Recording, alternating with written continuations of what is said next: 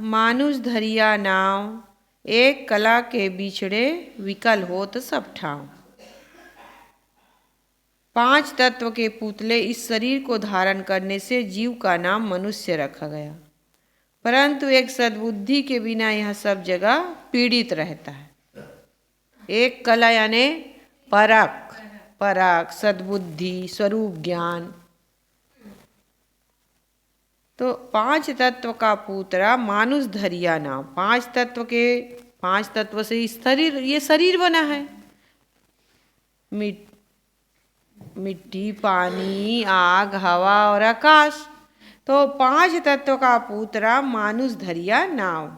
इस 5 तत्व को जो पुतला है, मतलब निर्माण हुआ है 5 तत्वों से शरीर, तो इसको क्या कहते हैं? मनुष्य नाम रखा गया।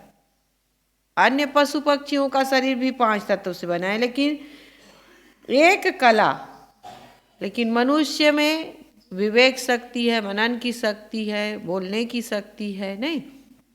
तो एक कला, यदि मनुष्य के पास परख ना हो, सद्बुद्धि ना हो, स्वरूप का ज्ञान ना हो, तब विकल हो तो सब ठाव, वह सब जगह पीड़ित रहता।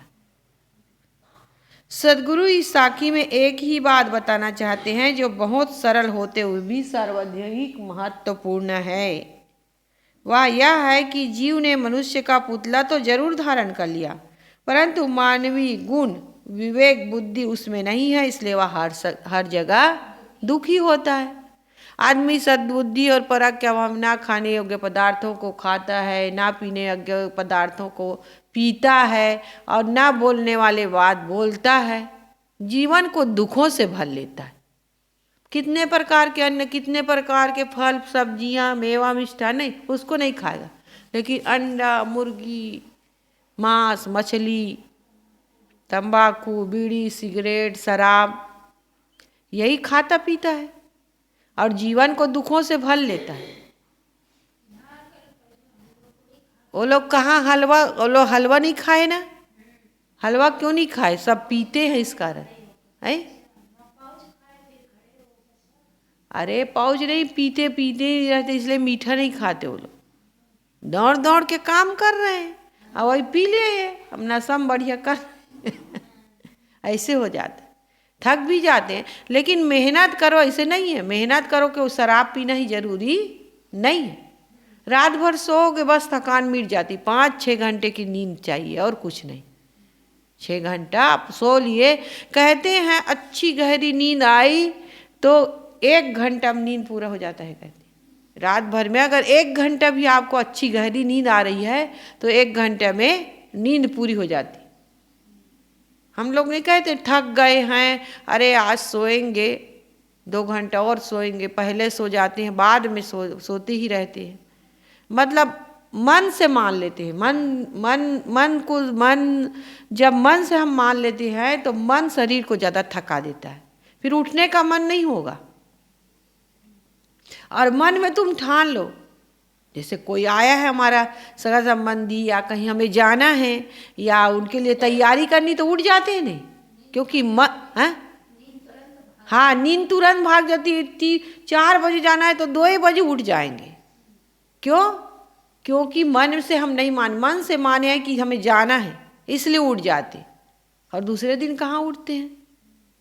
कोई उठाता है तब भी से, मतलब आप लोगों को नहीं कह रही हूँ मैं अपनी बात कह रही हूँ, मैं मेरे लिए जैसे कोई उठाएगा तब भी नहीं उठेंगे, अरे यार थोड़ा सोने दो, ऐसे हो जाता है। नहीं, तो मन ज़्यादा थका देता है हमें। मन ऐसा है कि आप सोचोगे दर्द हो रहा है, नहीं मुझे जाना है, उठना है, तो उठ जाओगे और अच्छा लगेगा। और मन से मान लिया अरे दर्द हो रहा है, सोना है, तो सोते ही रहोगे, शरीर एकदम शिथिल हो जाएगा। तो मन को हमें स्ट्रांग बनाना, नहीं, मन को शक्तिशाली है ही मन, और इसको शक्तिशाली को जागृत करना है, इसको कमजोर नहीं बनाना है। इसको तो हम जिस दिशा में ले जाएंगे उस दिशा में जाएगा, तो वो मन से होता है। तो मानवीय गुण क्या है बताओ?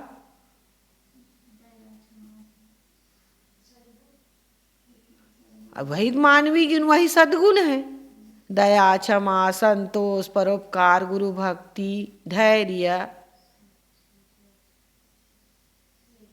विवेक, विचार, संतोष, यही तो सब मानवीय गुण है। तो इसको धारण करें। मानवीय बुद्धि, मानवीय गुण और विवेक बुद्धि उसमें नहीं है, इसलिए वह हर जगह दुखी है। अधिकतम मनुष्यों के जीवन में केवल दुख को देखा जाता है। यही नहीं कि जिसको खाने के लिए नहीं वही दुखी है, किंतु खाते पीते भी दुखी। इसके मूल में सद्बुद्धि का, खाने को नहीं है वो तो दुखी है, चलो समझ में आता है कि भाई खाने को नहीं है, रहने को नहीं हो या पहनने को नहीं है, लेकिन बड़े बड़े गाड़ी बंगला आलीशान, जिसके पास धन संपत्ति बैंक बैलेंस सब कुछ है, वो लोग भी दुखी रहते हैं। तो आदमी अभाव से दुखी नहीं रहता। किससे दुखी रहता है? स्वभाव से दुखी, और की चाहना से दुखी। चिंता करता रहता है बेकार बेकार, जिसको होना ही नहीं है। जबकि चिंता तो अच्छे चीज़ों का, सद्गुण का करना चाहिए कि हमारे जीवन में सद्गुण नहीं आए भैया, चिंता होनी चाहिए, तब वो सद्गुण आएगा। नहीं, बाहरी धन दौलत काम भर का है। कल ही बताई थी कि साईं इतना दीजिए जामे कुटुंब समाए, मैं भी भूखा ना रहूं, साधु न भूखा जाए। लेकिन हम क्या करते हैं? साईं इतना दीजिए जामे दुनिया समाए, और मैं ही केवल नोट गिनूं और घर भरता ही जाए, कोई नहीं होया और मेरे ही पास आ जाए पूरा धन संपत्ति। तृष्णा। कहते हैं एक मछुआरा था, नदी किनारे झोपड़ी बना के रहता था थोड़ी दूर पे। कहानी काल्पनिक बातों को समझाने के लिए है। तो एक बार ना क्या हुआ कि उन्होंने वरुण देवता, जल के देवता क्या है? वरुण। तो उसने प्रार्थना की है, जल देवता हम तुम्हारी सेवा करते हैं, यही मछुआरा मछली मारते हैं और जीवन भर हो गया, हमारी छोटी सी झोपड़ी, न धन संपत्ति, न खाने को ठीक से मिलता है, न कपड़े हैं, न घर द्वार है, कुछ भी नहीं है। तो आप हमें संपन्न बना दीजिए। तो वरुण देवता प्रसन्न हो गए, मतलब वरुण देवता प्रकट हुए। तो उन्होंने कहा तथास्तु। अब घर जाकर देखा तो भाई घर क्या बन गया था? बढ़िया महल बन गया था। महल बन गया था तो उसकी पत्नी खुश बढ़िया, लेकिन उसको और तृष्णा थी। तो उसने कहा अरे इतना ही क्यों मांगे, ये तो हमारे गांव में इतना बड़ा, अब हमारा गाँव घर शहर में बनना चाहिए, शहर में हम सबसे बड़े आदमी हों, धन धान से संपन्न, गाड़ी बंगला। फिर दूसरे दिन गया, फिर मांगा तो वरुण देवता फिर कहा तथास्तु। फिर वो शहर में बड़े बड़े घर, गाड़ी बंगला, फैक्ट्री सब हो गए। अरे तो उसने कहा, फिर उसकी पत्नी फिर अरे इतना ही क्यों मांगे, अब और मांगना। अब ये सब पुलिस का सबका दबाव रहता है, धन दौलत है, तो हम मंत्री, राज्य में हमारा अधिकार हो, मतलब मंत्री बन जाए।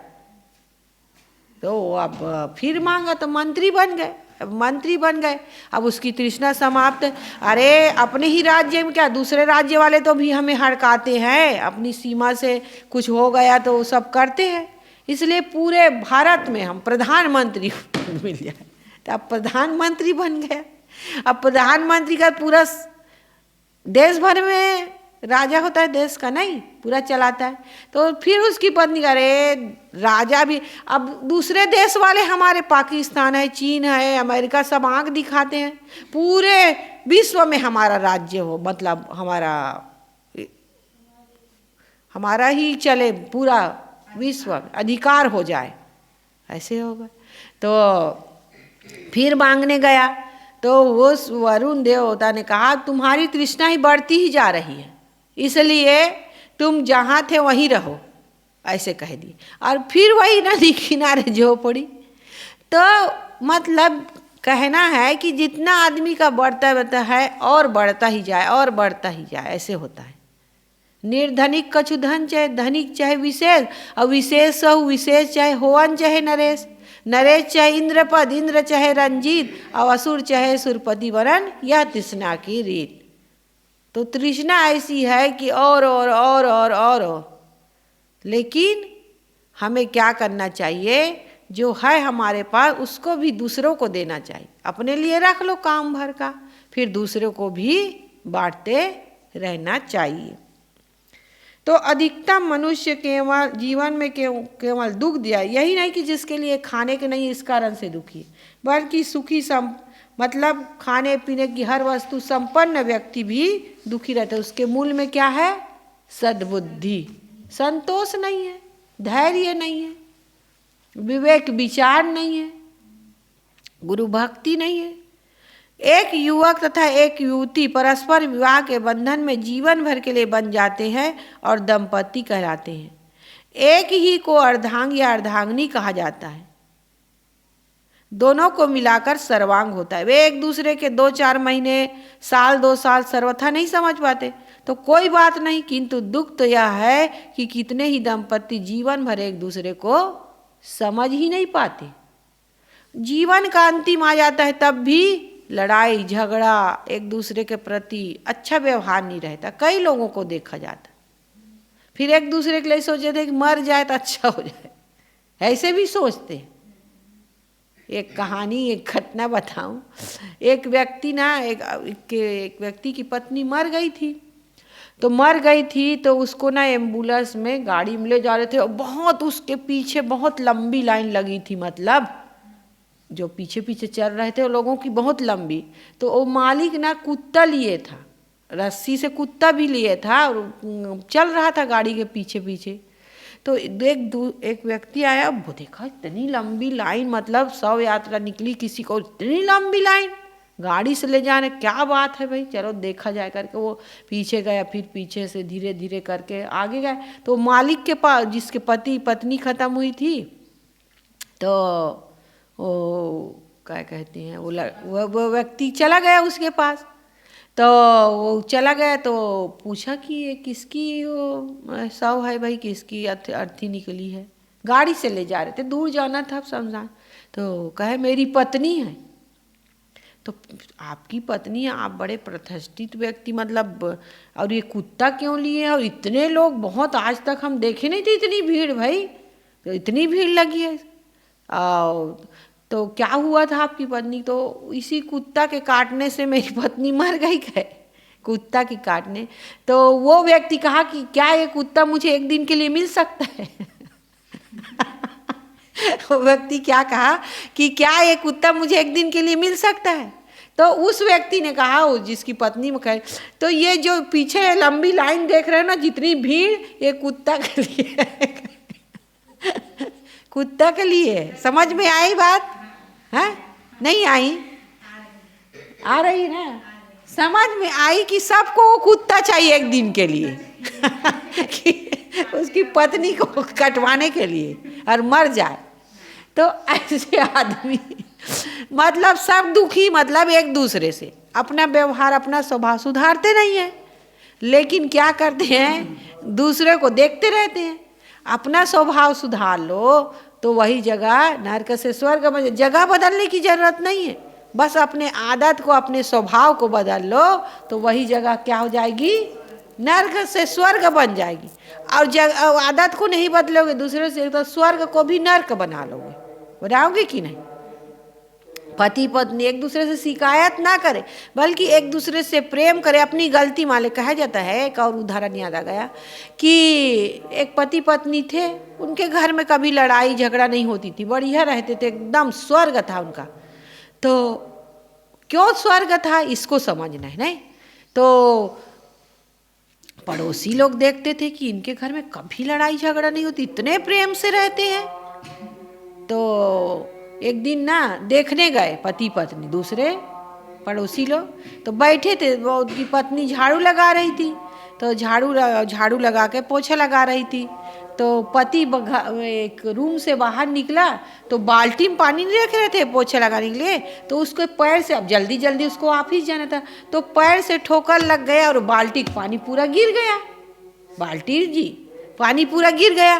तो पानी गिर गया तो पति ने कहा पत्नी से, और उसी समय पत्नी ना उधर किचन में चली गई थी, थोड़ा में आ गए हैं मेहमान बैठ रहे हैं करके, पड़ोसी लोग आए करके पानी लाने चली गई। अब आई तो देखिए अब बाल्टी गिर गया। तो पति ने अपनी पत्नी से कहा, माफ़ कीजिए जी, मैं ना देख नहीं पाया, जल्दी जल्दी में ऑफिस जाना है करके जल्दी जल्दी जा रहा था हड़बड़ी में, और बाल्टी गिर गया और बाल्टी का पानी पूरा गिर गया। तो पत्नी ने कहा नहीं जी आपकी गलती नहीं है, गलती मेरी थी, मुझे हटा के किनारे करके जाना था और मैं बीच में ही रख दी, इसलिए मुझे माफ़ कीजिए, आपकी गलती नहीं है। तो पति ने कहा नहीं नहीं मेरी गलती है। पत्नी ने कहा नहीं मेरी गलती। तो देखो कोई अपनी अपनी अपनी गलती मार रहे हैं, वहाँ झगड़ा होगा? कभी नहीं होगा। लेकिन क्या करते हम, गलती दूसरों की निकालते, इसलिए झगड़ा होते इसलिए। हाँ, दूसरे पति पत्नी होते, तुम तो गिराए हो, सामने रखना चाहिए, ऐसे रखना चाहिए। तो वो पत्नी कहती नहीं देख के तुम्हें चलना चाहिए ना, इतनी क्या हड़बड़ी है, ऐसे फिर झगड़ा शुरू।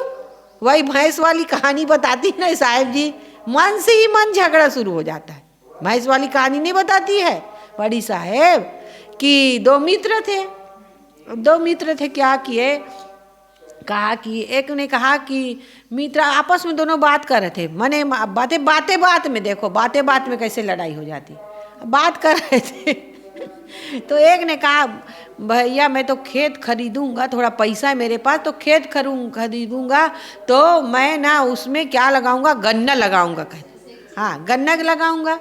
और हाँ मन के लड्डू, बात में कैसे लड़ाई। और दूसरे ने कहा भैया मेरे पास पैसा है ना मित्र, तो मैं ना भैंस खरीदूंगा, दूध बेचूंगा, घी बेचूंगा और दही मही सब खाएंगे और बेचेंगे। अब मन में अब एक भैंस खरीद लेंगे तो फिर धीरे धीरे 4 हो जाएगी, 10 हो जाएगी। तो और वो कह रहा है गन्ना, मैं भी गन्ना से गुड़ बनाऊंगा, शक्कर बनाऊंगा या फैक्ट्री में ले जाऊंगा फिर और कर। तो वो कह रहा है कि ज़्यादा भैंस हो जाएगी तो मैं इधर चराऊंगा, घास को चराने के लिए ले जाऊंगा। तो तुम्हारी भैंस अगर ना मेरे खेत में गई ना तो मैं उसको डंडा से पीटूंगा अब दोनों देखो बातें ना खेत लिए हैं, ना गन्ना बोए हैं, ना भैंस लिए, कुछ नहीं। अब तो तुम मेरे भैंस को मारोगे, तो मैं तुम्हें मारूंगा। तो कैसे मार दोगे मुझे, तुम्हारे भैंस को मैं मारूंगा। अब दोनों भैंस को मारते मारते आपस में ही लड़ाई शुरू हो गई, दोनों मारपीट शुरू हो गई। तो देखो बात में कैसे लड़ाई हो जाती है। तो ये सब सद्बुद्धि के अभाव नहीं। तो जीवन भर पति पत्नी एक दूसरे से लड़ते रहते हैं, भाई भाई लड़ते रहते हैं, सास बहू लड़ती रहती है, पिता पुत्र लड़ते रहते हैं। क्यों? सद्बुद्धि, मानवीय गुण के अभाव में। आज समझ सकते हैं कि पति पत्नी सदैव लड़ते रहने से उनकी संतान पर इसका भी बुरा असर। अब पति पत्नी लड़े तो बच्चों को संस्कार मिलेगा, है? बच्चों को संस्कार मिलेगा। देखो छोटे पति पत्नी लड़ रहे थे, दो पति पत्नी ने कहा मैंने तुमसे शादी करके बहुत बड़ी गलती की हूँ, ऐसे कहीं पत्नी ने कहा।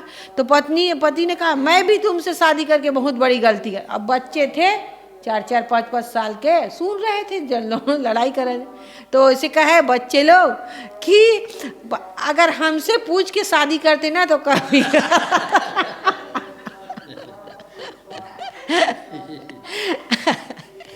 तो बच्चे पैदा ही नहीं हुए तो देखो मतलब गलत असर पड़ता है भाई। वो भी लड़ाई झगड़ा करते हैं बच्चे। अगर तो मांस खाओगे, मुर्गी को लाओगे, काटोगे, मछली को लाओगे, देखते हैं तो अरे काटते हैं तो शरीर अलग फड़फड़ाता है और उसका सिर अलग फड़फड़ाता है। थोड़ी देर तो होती है ना हलचल, जब तक वायु रहती है। तो ऐसे देख के घर में पति पत्नी और 2 बच्चे थे, नहीं 3 बच्चे थे, 3। अब देखो कैसे होता है। तो वो बच्चे अब 2 ठोक, तो एक ठक 8 साल का था, एक 5 साल का, एक छोटा था 1.5 साल का। तो माँ नहला रही थी उसको टब में पानी भर के, और बच्चे ना छत में खेल रहे थे दोनों में। तो उन्होंने लोग कहा किए दोनों बच्चे कि चलो हम लोग खेलते हैं, आज ना हम मुर्गी काटने वाला खेल खेलेंगे कहे, और ऐसे कुछ को काटने लगे। अब वो फिर क्या किए, चलो मुर्गी काटने वाला खेल खेलेंगे करके वो अपने छोटे भाई के गले को ऐसे रेतने लगा। अब गले को रेता तो खून निकल गया, और वो खून अब यहाँ नस कट गया तो थोड़ा सा रेता था नहीं, लेकिन नस कट गया तो वो बेहोश हो गया, मर गए। अब वो ना डर गया, रोने लगा। तो उनकी माँ सुनी कि क्या कर रहे हो, क्यों रो रहे हो, क्यों परेशान कर रहे हो उसको, ऐसे करके चिल्लाई। तो अब ना बड़ा लड़का क्या किया, डर के मारे कि मम्मी अब मुझे मारेगी आएगी, तो ऐसे करके वो ना वो क्या कहते हैं, वो छत मतलब छत से कूद गया। अब छत से कूदा, क्या धड़ाम से आवाज आई करके ना, वो नहला रही थी, अब वो गिर गया क्या बच्चा करके जल्दी जल्दी में वो नहलाना छोड़ दिया और टफे में छोड़ के उसको भागते भागते छत में गई। अब उधर देखी तो वो छोटा बच्चा तो कट के मर गया था, थोड़ा नस कट गया था तो, और वो नीचे गिर के मर गया। और इधर टब में पानी बेचारा निकल नहीं पा रहा था, वो बच्चा उसी में डूब के वो मर गया। देखो हमारे गलत व्यवहार से, गलत बच्चों को भी संस्कार, अब खाने पीने वाले थे और वो ऐसे काटते थे मुर्गी को मछली को, तो उसका बुरा संस्कार पड़ा कि नहीं पड़ा। तो ऐसे तो बच्चों पर भी गलत प्रभाव पड़ता है। कितने पति पत्नी अपने जानकर बच्चों के सामने या उनके प्रकाश में परस्पर रसिक वार्ता सिंगारिक हाव भाव करते हैं, इन पर बच्चों पर भी बुरा असर पड़ता है। अश्लील हरकत नहीं करना चाहिए, अश्लील स्वभाव नहीं बनाना चाहिए, और ऐसे बच्चे आगे चलकर माता पिता के प्रति श्रद्धालु नहीं रहे। झूठ बोलना सब करना कहाँ। अब पत्नी थी एक, पिक्चर देखने गई, अब पति आएगा तो डांटेगा करके उनको बताई नहीं थी, तो कह दिया अपने बेटे से, कहा कि बेटा पापा आए तो बता देना कि नहीं, कोई आए तो बता देना कि मम्मी तो पापा के साथ बाजार गई है। देखो कैसे झूठ बोलना वो सोचती है ना बच्चे, अब झूठे बोल रहे सब। अब वो गई नहीं थी, अब पापा आए, अब उनके पापा आए, बच्चा तो बच्चा उनके पापा आए तो कहा कि मम्मी कहाँ है, तो वो तो पापा के साथ बाजार गई है और उनके पापा ही पूछ रहे हैं। अब उसको होश कहाँ बच्चे को, नहीं छोटा सा बच्चा 3-4 साल का, तो ऐसे होता है। तो ये सब चीज़ मतलब गलत प्रभाव पड़ता है। इसलिए माता पति पत्नी को चाहिए कि वो अच्छा व्यवहार करे, प्रेम से रहे, तो वह घर स्वर्ग बने। एक ही माता के पेट से पैदा हुए भाई के समान कौन प्यार होगा, परंतु संसार में अधिकतम भाई आगे चलकर एक दूसरे के प्रति ईर्ष्या देश करते कि नहीं, बैर विरोध। अरे दुश्मन के घर चले जाएंगे, दुश्मन से बात कर लेंगे, भाई के घर नहीं जाऊंगा, ऐसे कहते हैं। इतनी दुश्मनी। एक सप्ताह पहले हम क्या सब्जी खाए थे याद नहीं रहेगा, हाँ, लेकिन 2 साल पहले अमुक ने अमुक बात की थी। हमारे जीवन की भी बात हो, भाई भाई नहीं, पति पत्नी नहीं, सास बहू नहीं, पिता पुत्र, सब हम लोग भी वो ऐसे कहा था उन्होंने, वो बात याद रहती है। पिछले साल का कैलेंडर किसी के यहाँ नहीं रहता, नहीं फेंक देते हैं, कई लोग रखे रहते हैं, लेकिन 2-4 साल पीछे के बाद रह रही आते यार कैलेंडर रहता है। लेकिन 5 साल या 10 साल या 20 साल पहले बात कही, हाँ तुमने ऐसे कहा था, कहते हैं कि नहीं बताओ, तो उसको गांठ बांधे रहते। यही तो ईर्ष्या द्वेष बैर विरोध में लोग लगते। कहते हैं शत्रु से बात करेंगे किंतु भाई से नहीं। और रामायण पढ़ते हैं और करते महाभारत रामायण पढ़ते हैं और करते हैं महाभारत। क्यों कारण से सह नहीं पाते। अरे सह लो भैया, थोड़ा बहुत सह लो। अगर प्रेम रहे तो झगड़ा भी नहीं। 2 भाई कभी झगड़ा नहीं होते थे, दूसरे लोग कहते थे ये लोग तो कभी झगड़ते ही नहीं है। तो उन्होंने कहा चलो भैया हम लोग क्या करेंगे, भाई अपने छोटे भाई का ऐसे झूठ मूठ झगड़ेंगे, ऐसे कहे झूठ मूठ झगड़ेंगे। तो कोई चीज़ के लिए मैं कहूँगा मेरा है तो तुम कहना नहीं मेरा है, ऐसे। तो अब बड़े भाई एकदम प्यार से रहते थे। तो अब कहे कि ये घड़ी ना तो मेरी है, ये घड़ी, ऐसे कहे। तो हाँ भैया ये तो तुम्हारी ही है अब एक दिन ऐसे घी उतार रहे थे, घी को घड़ा, अब गिर गया, ऊपर में नहीं टांगे रहते, से उतार गिर गया। तो उन्होंने भैया उसके बड़े भाई ने कहा अरे तुमने ठीक से पकड़ा नहीं, क्यों गिरा दिया घी। हाँ भैया मैं ठीक से पकड़ा नहीं, गलती हो गई, क्योंकि माफ़ी मांगे। तो वहाँ झगड़ा होगी बताओ, कभी झगड़ा नहीं होगी। तो एक सह ले तो कभी झगड़ा नहीं होता है। यही हमारे जीवन में होना चाहिए। तो एक ही माता से पैदा हुए भाई के समान बचपन में कितना प्रेम रहता है। नहीं कोई भाई अरे तुम्हारे भाई को ले जाएंगे, अरे नहीं, रोने लग जाते हैं, झगड़ने लग जाते हैं। और वही भाई बड़ा होता तो उससे झगड़ा लड़ाई करते हैं, ईर्ष्या द्वेष करते हैं, बैर विरोध में लग जाते हैं। अपने पड़ोसियों से प्रेम करते हैं लेकिन भाई से प्रेम नहीं करते। मनुष्य जो असली देवता है उनसे पड़ोसी में भी लड़ाई कर लेते हैं। पड़ोसी का भी मुख देखना नहीं चाहते।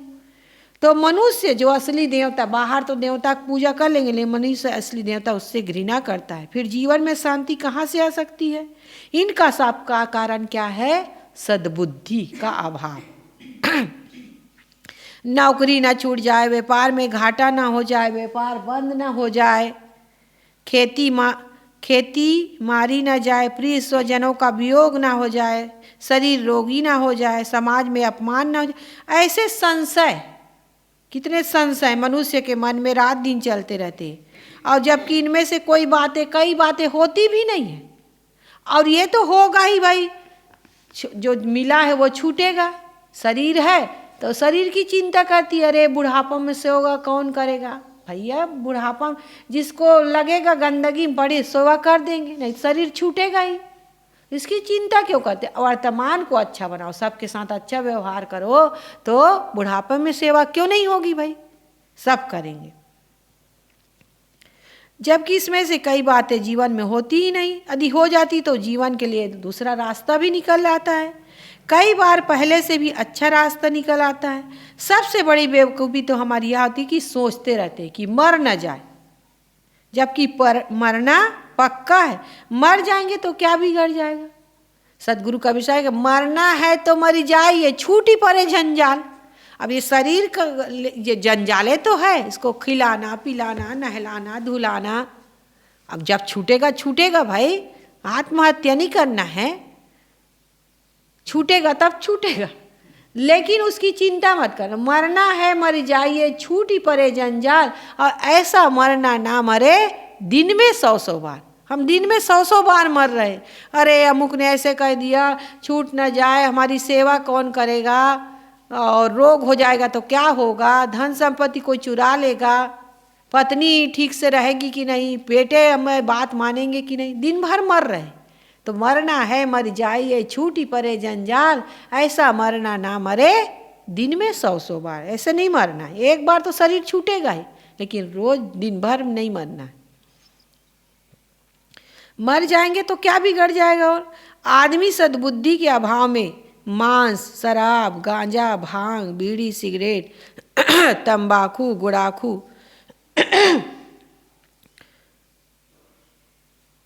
आदि को छूटी पड़े जंजाल। हाँ,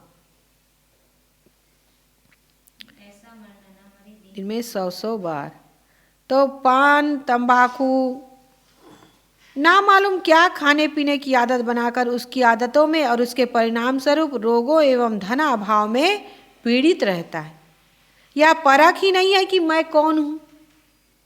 मनुष्य अपने चेतन देव को देह मन बुद्धि आदि से पृथक नहीं समझता। इसके परिणाम में भोग बुद्धि रखकर मनुष्य रात दिन विषय वासनाओं में लिप्त रहता है। विषयासक्त आदमी इच्छाओं की भट्ठी में निरंतर जलता है। भोग क्रियाओं से इच्छाएं बनती है और इच्छाओं से भोगों की पुनः प्रवृत्ति होती है। भोगों के बाद पुनः इच्छाओं की ज्वाला धधकती है और भोगों में पड़े हुए मनुष्य का यह घन चक्कर कभी नहीं छूटता। इसलिए भोगों का त्याग किए बिना इच्छा ज्वाला कभी बुझ ही नहीं सकती। इच्छा ज्वाला के बुझे बिना जीव हर जगह बिलबिलाता रहेगा। जीव का शुद्ध स्वरूप चेतन है, निराधार एवं असंग है, पूर्ण काम एवं पूर्ण संतुष्ट है। परंतु इस प्रकार अपने स्वरूप का बोध न होने से, इस बोध में न स्थित होने से विकल हो तो सब ठाव जीव हर जगह हर समय दुखी रहता है। मानव जीवन की मौलिकता विवेक में है। विवेक सब दुखों की खानी है, सब सुखों की खानी है। मानव की तकदीर में दुख नहीं लिखा है, किंतु विवेक लिखा है। परंतु यह विवेक का प्रयोग नहीं करता, इसलिए दुखी रहता है। एक कला के बिछड़े विकल हो तो सब ठाव। यही एक कला विवेक है, जिसके अभाव में आदमी हर जगह अशांत है। क्या पारिवारिक सामाजिक व्यवहार, क्या निर्वाहिक बातों में और क्या आध्यात्मिक दिशा में। अतएव जिनके पास अच्छी समझ सद्बुद्धि विवेक एवं परख है, वे ही जीवन में सच्चे अर्थ में सुखी हो सकते हैं। सदगुरु राम रहस साहब ने कहा है, फेर परा नहीं अंग में नई इंद्रिन के माय, फेर पड़ा कछु बूझ में सो निर्वारहु नाय। तो हमें चाहिए कि आज सुंदर मानव जीवन मिला हुआ है, 5 तत्वों से यह शरीर मिला है, 5 तत्वों से यह शरीर बना है और एक दिन ये 5 तत्वों में मिल जाएगा।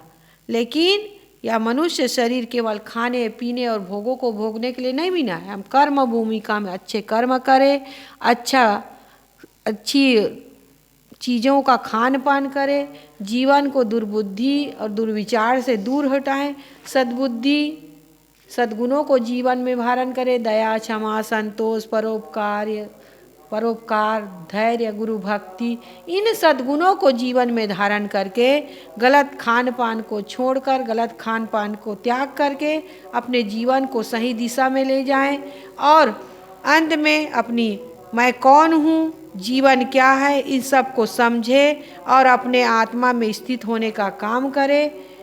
क्योंकि मानव जीवन की मौलिकता किसके में है? विवेक में है। विवेक सब सुखों की खानी है, तो सबका विवेक करे, परख करे और सद्बुद्धि को जीवन में सद्बुद्धि का उपयोग करे, तभी यह सुंदर मानव जीवन मिला हुआ है। तो इस मानव जीवन की सार्थकता होगी, नहीं तो ऐसे ही गलत खान पान में, गलत वाणी विचार में जीवन बीत जाएगा।